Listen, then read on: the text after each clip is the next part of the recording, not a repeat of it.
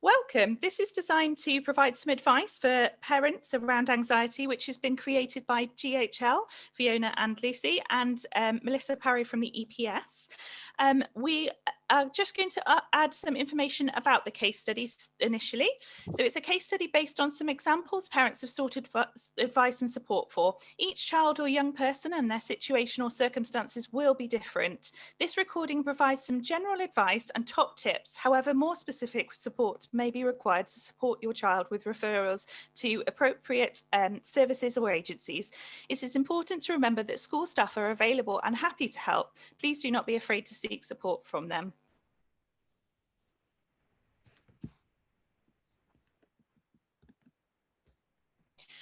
This is our first case study. My son has been showing increasing worries about catching coronavirus and washes his hands all of the time, sometimes worrying if we have to go somewhere as he might get ill.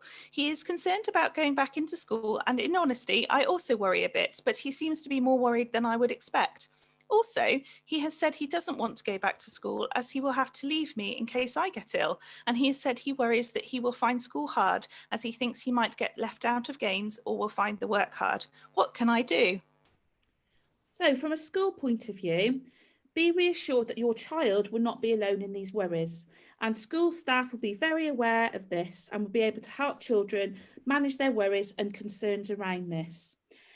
Class teachers can be encouraged to record a short video message to say hello to their class and explain what the return to school will like to reassure children and ease any worries.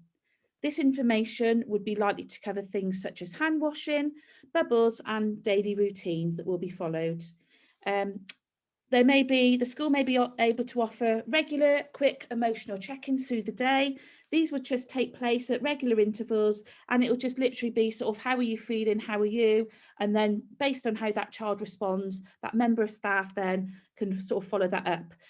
The school's family support worker or pastoral team can be made aware, so they are available in case the child needs to talk to someone. And also another resource that schools may use could be worry boxes or question boxes in the classroom, and these allow children to have the chance to ask or express concerns in a private and confidential manner, which the teacher then can follow up. Thank you, Lucy. From a Gloucestershire Healthy Living and Learning point of view, this is a website and support which is available for all schools in Gloucestershire.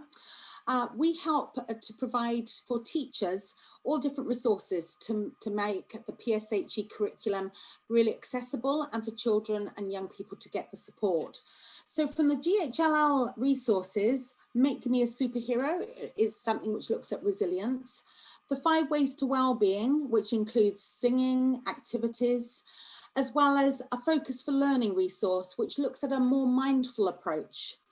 We've also got a fantastic resource for primary school children on yoga techniques for calming and helping to relax and just think about, take some time to think about things. Your teachers at your primary school can attend GHLL training for different things, from mental health first aid youth course to a light course, including Sometimes My Brain Hurts. So looking particularly at primary school age children and how schools can actually support them through times of emotional health and well-being. Depending on the age of your child, there's also external agencies who can help, such as Tick Plus, which is a local one, and a national one being Childline. Thank you very much, Fiona and Lucy. From an educational psychology perspective, many of the things that we would be recommending are often supported within schools. So the first thing we would want you to do is to reassure your child that the feelings and emotions that they are experiencing are normal in very challenging and unusual circumstances, and spend the time to talk with them to problem solve together how to manage these feelings, how to cope and how to regulate these, such as using breathing exercises and the 5-4-3-2-1 approach, which is a really useful tool to allow the young person to stop and to listen to the things around them to help them stay calm. Make sure you're checking in with them regularly, and do share your concerns with school staff as they are there to help.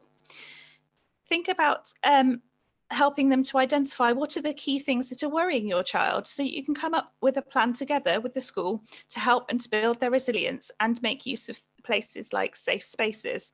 Support them to stay connected with friends and family and use remote contact if you need to. Identify the thoughts and feelings and help them to consider what actions might they be able to apply instead. As well as this, we can also consider referring on for suitable support, such as the Teens in Crisis and other mental health charities or support systems within the local authority if you feel additional support's needed.